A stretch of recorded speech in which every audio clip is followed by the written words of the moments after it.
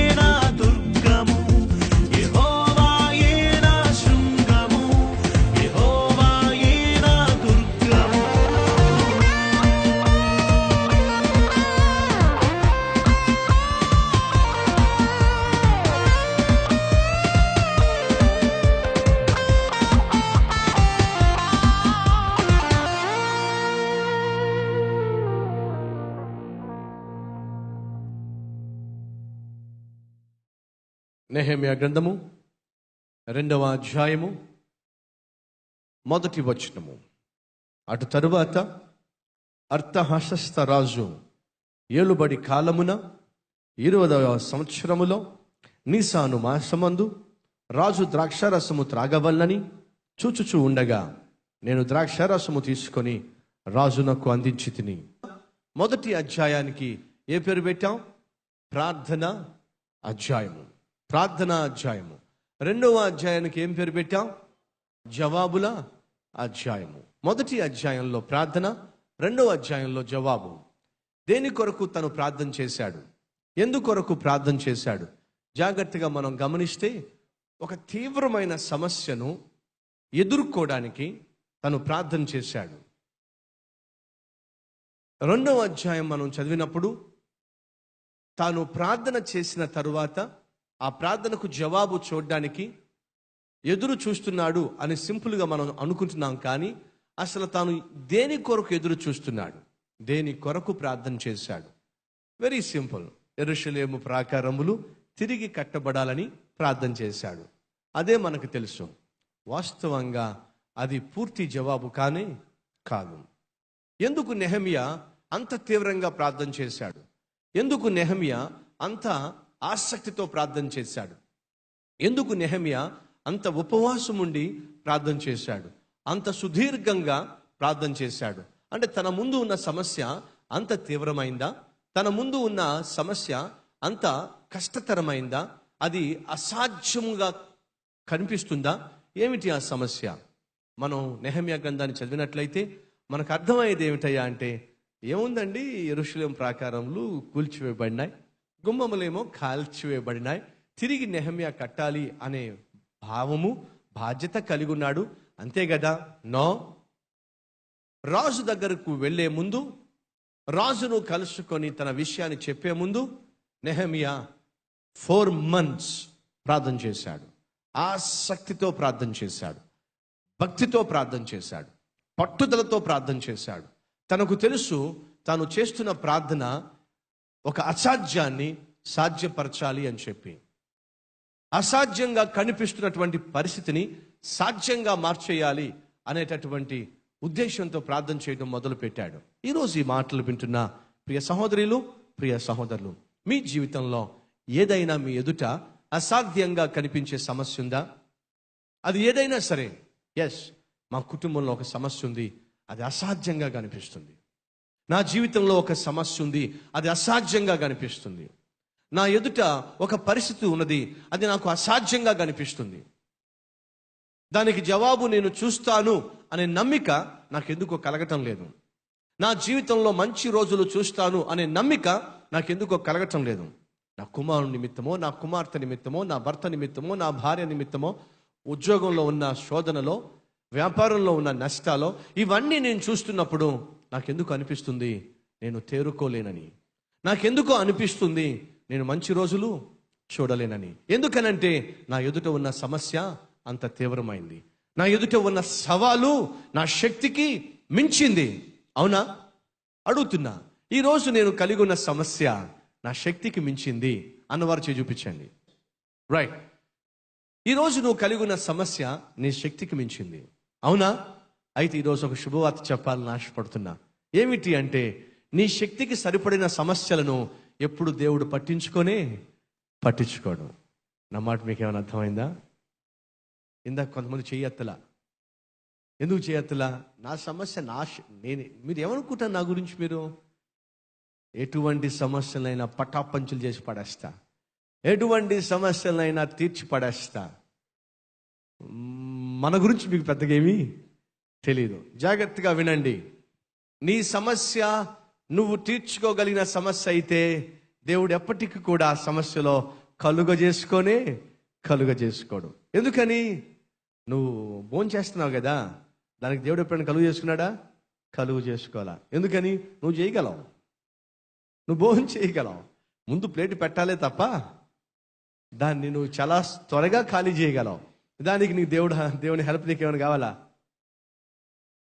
నీవు కలిగి ఉన్న సమస్య నువ్వు తీర్చుకోగలిగిన సమస్య అయితే ఆ సమస్యలో దేవుడు ఎప్పటికీ కూడా తన చేతులు కలపడు. ఎప్పుడైతే నీ సమస్య నీ శక్తికి మించిన సమస్య ఉంటుందో, అది నీ స్తోమతకు మించిందై ఉంటుందో, అది నిన్ను ఉక్కిరి బిక్కిరి చేస్తుందో, అది నిన్ను తల్లక్రిందులు చేసే ప్రయత్నం చేస్తుందో, అటువంటి సమస్యలనే దేవుడు తన చేతుల్లోకి తీసుకోవాలి, వాటికి నీ జీవితంలో జవాబు ఇవ్వాలి అని ఆయన ఆలోచిస్తున్నాడు, ఆశిస్తున్నాడు. Which means God deals with impossibilities. ఏమిటి? నేను సేవించే, నేను ప్రకటించే దేవుడు సాధ్యుడా అసాధ్యుడా? చెప్పండి. అసాధ్యుడు. నేను ప్రకటించే దేవుడు అసాధ్యుడు అనగా ఆయనకు సాధ్యము కానిది ఈ భూమి మీద ఏమీ లేదు. రైట్. అసాధ్యమైన దేవుడు సాధ్యాలతో పోటీ పడతాడా, అసాధ్యాలతో పోటీ పడతాడా? ఇప్పుడు చెప్పండి. అసాధ్యుడైన దేవుడికి ఎటువంటి కార్యాలు కావాలి? అసాధ్యంగా కనిపించేవే కావాలి. ఎందుకని? ఆయన అసాధ్యుడు గనుక అసాధ్యంగా కనిపించే వాటినే సాధ్యపరచడానికి ఆయన ఎప్పుడూ ఇష్టపడతాడు. కాబట్టి ఇప్పుడు ప్రశ్న, మీ జీవితంలో ఉన్న సమస్య సాధ్యమైందా అసాధ్యమైందా? నా జీవితంలో ఉన్న సమస్య బ్రదర్ నిజంగా నాకు అది అసాధ్యంగానే కనిపిస్తుంది అన్నవారు ఇప్పుడు చూపించండి, చూపించండి. ఇప్పుడు అందరు చేతులు ఎత్తున్నారు. ఎందుకు? వై? ఎస్, నీవు కలిగి ఉన్న సమస్య అసాధ్యమైనది అయినట్లయితే దాన్ని ప్రభువు సాధ్యపరచాలి అని ఆశపడుతున్నాడు. జాగ్రత్తగా వినండి. నెహెమ్యా కలిగి ఉన్న సమస్య వాస్తవంగా అసాధ్యమైన సమస్య. అసాధ్యమైన సమస్య కలిగిన నెహెమ్యా సాధ్యపరిచే దేవునికి తన సమస్యను చెప్పుకున్నాడు. ఎప్పుడైతే అసాధ్యంగా కనిపిస్తున్న తన సమస్యను సాధ్యపరచగలిగిన దేవునికి చెప్పుకున్నప్పుడు ఆ దేవుడు తప్పనిసరిగా తన ఎదుట ఉన్న అసాధ్యాన్ని సాధ్యపరుస్తాడు అని నమ్మి ఏం చేశాడు? మౌనంగా ఎదురు చూశాడు. మన జీవితంలో దేవుని దగ్గర నుంచి జవాబులు పొందుకోవాలంటే ప్రార్థన చేస్తే మాత్రమే సరిపోదు. విశ్వసించి మనం ఏం చేయాలి? నమ్మి మౌనంగా దేవుడు చేసే అద్భుత కార్యాన్ని చూడ్డానికి ఓపికతో ఎదురు చూడాలి. అదే నెహెమ్యా చేశాడు. ఏమిటి వాస్తవంగా నెహెమ్యా ఎదుట ఉన్న అసాధ్యమైన సమస్య? జాగ్రత్తగా వినండి. యెరూషలేము ప్రాకారములు కూల్చివేయబడినాయి. యెరూషలేము గుమ్మములు కాల్చివేయబడినాయి. కాల్చివేయబడిన ఆ గుమ్మములు, ఆ ప్రాకారములు తిరిగి కట్టే పని ఎవరైనా చేయొచ్చు. కానీ అలా తిరిగి కట్టడానికి ఆ రోజు అధికారికంగా ఆజ్ఞలు జారీ చేయబడినాయి. ఏమిటి అంటే, యెరూషలేము ప్రాకారములు తిరిగి కట్టడానికి వీల్లేదు. యెరూషలేములో కాల్చివేయబడిన గుమ్మములు తిరిగి నిలబెట్టడానికి వీల్లేదు అని రాజు ఆజ్ఞాపించాడు. రాజు శాసనాన్ని లిఖితపూర్వకంగా రిలీజ్ చేశాడు. ఈ విషయం మనకు తెలియదు కదా. అదే జరిగింది. నెహెమ్యా తను ప్రార్థన చేస్తున్నాడు. దేనికి వ్యతిరేకంగా తెలుసా? రాజు యొక్క ఆజ్ఞకు వ్యతిరేకంగా. రాజు శాసనము రాసేశాడు, రాజు ఆజ్ఞ ఇచ్చేశాడు. ఏమిటి? యెరూషలేము ప్రాకారములు నిర్మించబడ్డానికి వీల్లేదు, యెరూషలేము గుమ్మములు నిలబెట్టబడ్డానికి వీల్లేదు, ఇది రాజు యొక్క ఆజ్ఞ అని రాజు ఆజ్ఞ శాసనము రాసి సంతకము పెట్టి దేశమంతా కూడా పంపించేశాడు. ప్రజెంట్ అక్కడ ఉన్న సిచ్యువేషన్ ఏంటయ్యా అంటే, ఎవడూ కూడా యెరూషలేము తిరిగి కట్టడానికి వీలు లేదు. ఇప్పుడు నెహెమ్యా దేనికి వ్యతిరేకంగా వెళ్తున్నాడు? రాజు యొక్క ఆజ్ఞకు వ్యతిరేకంగా వెళ్తున్నాడు. నెహెమ్యా ఎవడు? రాజు దగ్గర పానమును అందించేవాడు, పాత్రను అందించేవాడు. వాస్తవంగా నెహెమ్యా తాను ఉన్న ఆ దేశంలో ఒక బానిసల్ని ఆ రోజు పని మనుషులుగా వాడుకునేవాళ్ళు, పనివారిగా వాడుకునేవారు. నెహెమ్యా ఒక బానిస. Nehemiah was a slave. బానిస రాజు దగ్గర పాత్ర అందించేవాడు. ఇటువంటి బానిస, ఇటువంటి పాత్ర అందించేవాడు యెరూషలేము ప్రాకారములు నిర్మించబడకుండా రాజు ఆజ్ఞాపిస్తే రాజు ఆజ్ఞనే తిరస్కరించి కట్టే శక్తి ఉంటుందంటారా? తిరస్కరించి కట్టే ప్రయత్నం చేయగలడంటారా? అది సాధ్యమంటారా? అందుకే నెహెమ్యా పూనుకున్నాడు. ఏమిటి తన ఆశ? 600 అయినా 106 అయినా రాజే తల వగ్గాలి, తల వంచాలి, తాను ఇచ్చిన శాసనాన్ని రద్దు చేయాలి. అంతేకాదు యెరూషలేము ప్రాకారములు తిరిగి నిర్మించబడాలి. కానీ అది సాధ్యమా? తను ఏ పాటివాడు? తన శక్తి ఎంత? తనకున్న స్తోమత ఏమిటి? తనకున్న అధికారం ఏమిటి? తనకున్న పాత్ర ఏమిటి? బహుబలహీనుడు, సాధారణమైన వాడు, సాదాసీదా ఒక బానిసవాడు. ఏం చేయగలడు? మనిషి బానిసే, కానీ తాను సేవించే దేవుడు మాత్రం బానిస కాదు. నెహెమ్యా చేతగాని వాడే, కానీ నెహెమ్యా సేవించే దేవుడు అసాధ్యుడు. కాబట్టి నెహెమ్యా ఒక తీర్మానం తీసుకున్నాడు. ఏమిటి అంటే, నా దేవుడు అసాధ్యుడు కదా, నా దేవుడు అసాధ్యుడైతే అసాధ్యాలతోనే ఆయన పనులు పెట్టుకుంటాడు కదా. కాబట్టి ఏమైంది, పనిచేసేది మనం కాదు కదా, చేసేది దేవుడే కదా, ఆయనకే చెప్దాము అని చెప్పి 4 నెలల పాటు మోకాళ్ళ మీద పడి దేవుడి సన్నిధిలో ప్రార్థన చేశాడు. ప్రభువా, నువ్వేం చేస్తావో నాకు తెలియదు. యెరూషలేము ప్రాకారములు నిర్మించబడాలి, యెరూషలేము ప్రాకారములు కట్టబడాలి. ప్రార్థన చేశాడు. ఇప్పుడు రాజు దగ్గరికి వచ్చాడు. 4 నెలలు ప్రార్థన అంటే ఎన్ని రోజులు చెప్పగలరా? 4 months ప్రేయర్స్ అంటే ఎన్ని రోజులండి? 120 రోజులు. 120 రోజులు ప్రార్థన చేశాడు.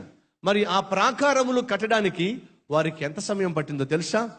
52 రోజులు. చూద్దామా? 6వ అధ్యాయము 15వ వచనము. ఈ ప్రకారముగా ఏలూలు మాసము 25వ దినమందు, అనగా 52 దినములకు ప్రాకారమును కట్టుట సమాప్తమాయను. ఎన్ని రోజులండి?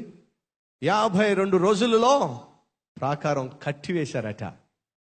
52 రోజులు పని, 120 రోజులు ప్రార్థన. పని ఎక్కువ, ప్రార్థన ఎక్కువ? కాస్త గట్టిగా చెప్తాను నేనేమనుకోకుండా. ఏమండి? ప్రార్థన ఎక్కువ, పని ఎక్కువ? మన సంగతి ఏమిటి? పని ఎక్కువ, ప్రార్థన ఎక్కువ? మాట్లాడండి. పని ఎక్కువ, ప్రార్థన ఎక్కువ మనకి? గట్టిగా చెప్పండి. జాగ్రత్త. మన జీవితాల్లో ఎందుకు అసాధ్యాలు సాధ్యం కావడం లేదు తెలుసా? మనకు పని ఎక్కువ, ప్రార్థన తక్కువ. అందుకే మన జీవితాల్లో సమాధానాలు రావటం లేదు. అందుకే మన జీవితాల్లో అసాధ్యాలు సాధ్యంగా మారటం లేదు. అసాధ్యంగా కనిపిస్తున్న దానిని నెహెమ్యా సాధ్యపరిచాడు. ఎలా? ప్రార్థన ద్వారా. 52 రోజుల్లో చేసే పని కొరకు 120 రోజులు ప్రార్థన చేశాడు. మన సంగతి ఏమిటి? 24 గంటల్లో 16 గంటలు మనం మెలకువగా ఉండి పనులు చేసుకుంటాం. 16 గంటల పనుల కొరకు 16 నిమిషాలు ప్రార్థన చేసేవాళ్ళు మనలో ఎంతమంది ఉన్నారో ఒకసారి ఆలోచన చేయండి. 16 hours పని చేసే వాళ్ళని అడుగుతున్నా, మనలో ఎంతమంది కనీసం పట్టుమని 20 నిమిషాలు ప్రార్థన చేసేవాళ్ళు ఎంతమంది ఉన్నారో ఒకసారి ప్రశ్నించుకోండి.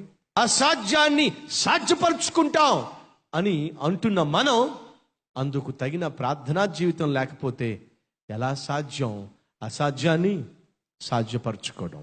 నెహెమ్యాకు అర్థమైంది. ఏమిటి? ఈ రోజు నేను అనుకుంటుంది, ఈ రోజు నేను తలపెడుతుంది, ఈ రోజు నేను చేయాలనుకుంటుంది వాస్తవంగా అసాధ్యం. కానీ ప్రార్థన ద్వారా సమస్తము సాధ్యమే. ప్రార్థన ద్వారా సమస్తము సాధ్యమే. నా దేవుని ద్వారా సమస్తము సాధ్యమే. ఎస్, రాజు ఆజ్ఞ ఇచ్చాడు. ఆ యెరూషలేము ప్రాకారంలో కట్టడానికి వీలు లేదు.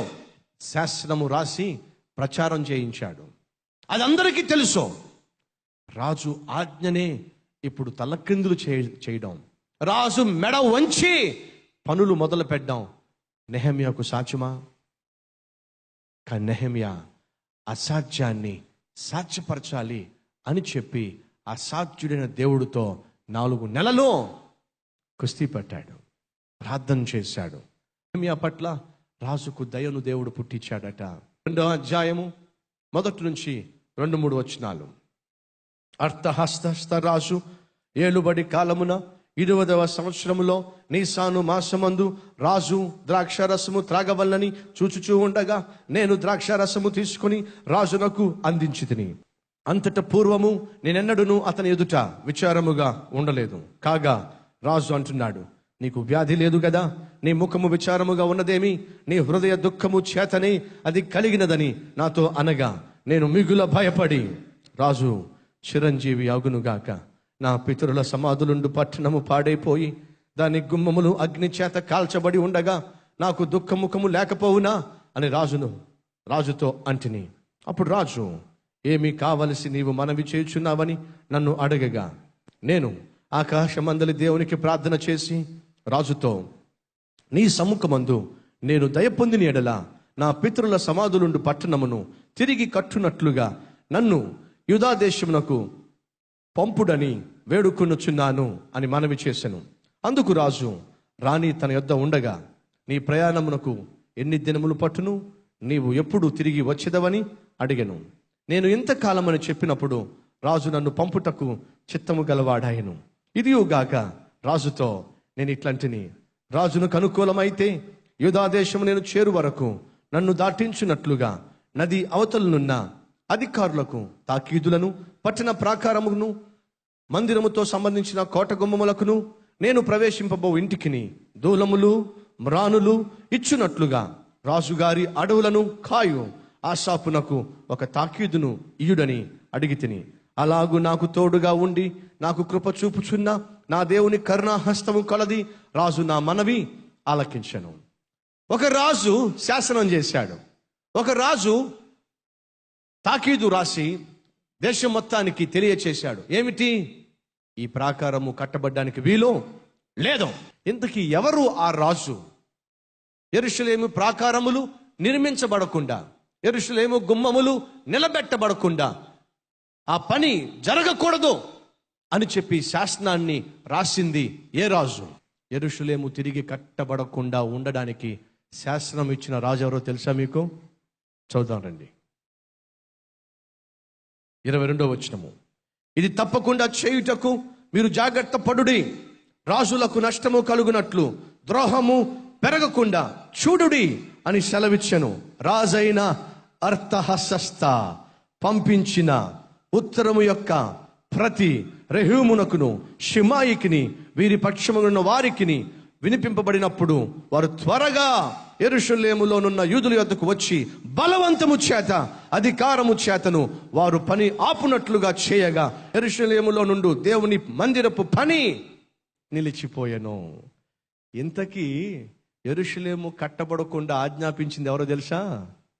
ఈ రాజుగారే. ఏ రాజుగారు? నెహెమ్యా ఎవరికైతే పానం ఇస్తున్నాడో, పాత్ర ఇస్తున్నాడో ఆ రాజే ఆజ్ఞాపించాడు. ఏమని? యెరూషలేము కట్టబడ్డానికి వీలు లేదు. ఏ రాజు అయితే శాసనాన్ని జారీ చేశాడో ఆ రాజు ఇచ్చిన శాసనాన్ని ఆ రాజు చేత క్యాన్సిల్ చేయించడం సాధ్యమా? ఏ రాజు అయితే తాకీదు రాసిచ్చాడో అదే రాజు మెడ వంచి ఆ తాకీదును రద్దు చేయించడం ఒక పానాన్ని ఇచ్చేవాడికి సాధ్యమా?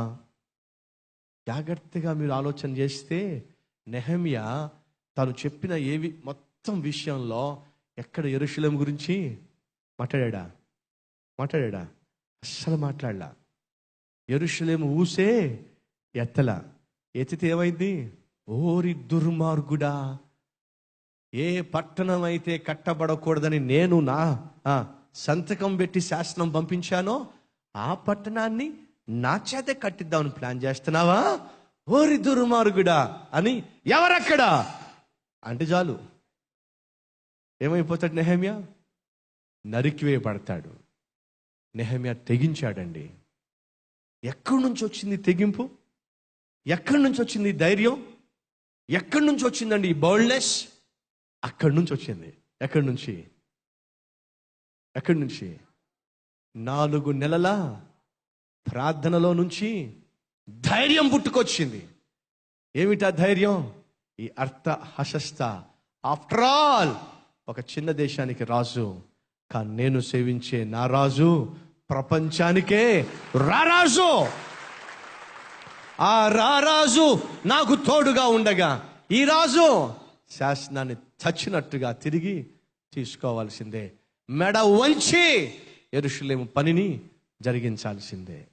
ఎంత సవాలుతో కూడిన పరిస్థితిని నెహెమ్యా ఎదుర్కొంటున్నాడో ఒకసారి ఆలోచించండి. ఈరోజు ఈ మాటలు వింటున్న ప్రియ సహోదరుడా, సహోదరి, నీ ఎదుట ఏదైనా అసాధ్యమున్నదా?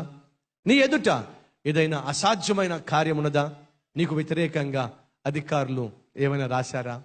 ఎవరైనా రాశారా? ఏదైనా చేశారా? నీ శక్తికి మించిన, నీ స్తోమతకు మించిన, నీ ఆరోగ్యానికి మించిన, నీ ఆర్థిక బలానికి మించిన, నీ తాహతకు మించిన సమస్య గుండా నువ్వు వెళ్తున్నావా? నెహెమ్యా వెళ్ళాడు. కానీ నెహెమ్యా దాన్ని సాధ్యపరచుకోవడానికి తను ఎన్నుకున్న మార్గం ఏంటో తెలుసా? ప్రార్థనే. తను చేసే పని కన్నా తను చేసిన ప్రార్థనే బలమైంది, శక్తి కలిగింది, సుదీర్ఘమైంది. మన జీవితంలో మనం ఏమైతే చేయాలనుకుంటున్నామో దాన్ని చేయడం కన్నా ఎక్కువ ప్రార్థన చేయగలిగితే ఎంత బాగుంటుంది. అందుకే మన కల్వరి టెంపుల్ స్థలంలో ముందుగా 40 రోజుల ప్రార్థనలు ఎందుకు పెట్టామయ్యా అంటే ప్రార్థనలతోనే, కన్నీటితోనే మన మందిర పునాదులు వేయబడాలి. సాధారణంగా మందిరానికి పునాదులు వేడితో వేస్తారు, కాంక్రీట్తో వేస్తారు, సిమెంట్తో వేస్తారు. కానీ నేను అంటాను, ప్రార్థన కాంక్రీట్ అయితే, కన్నీళ్లు సిమెంటుగా మారితే అలా కట్టబడే మందిరము క్రీస్తు రాకడ వరకు నిలబడుతుంది. నెహెమ్యా దేవుని మందిరం కొరకు, యెరూషలేము పట్టణం కొరకు ప్రాణాలకు తెగించాడు. ప్రాణాలకు తెగించే ముందుకొచ్చాడు. ఈరోజు ఈ మాటలు వింటున్న కల్వరి టెంపుల్ బ్రదర్స్, అలాగే సిస్టర్స్, మనలో ఉన్న తెగింపు మన ద్వారా ఏం చేయబోతుంది? మనలో ఉన్న తెగింపు మన మందిరం కొరకు ఏ విధంగా మనల్ని సిద్ధపరచబోతుంది?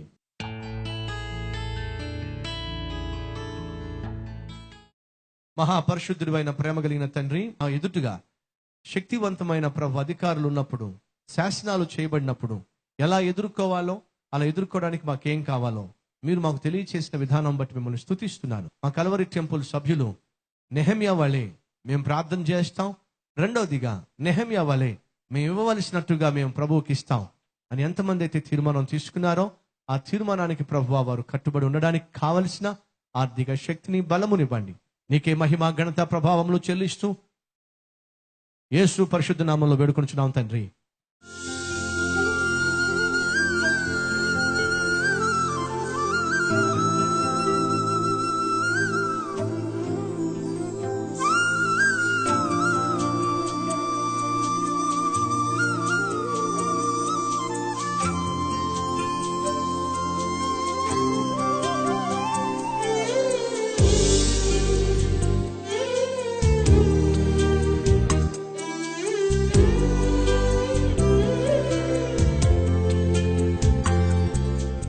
Address Calvary, post box number 30, Kukatpally, Hyderabad 72.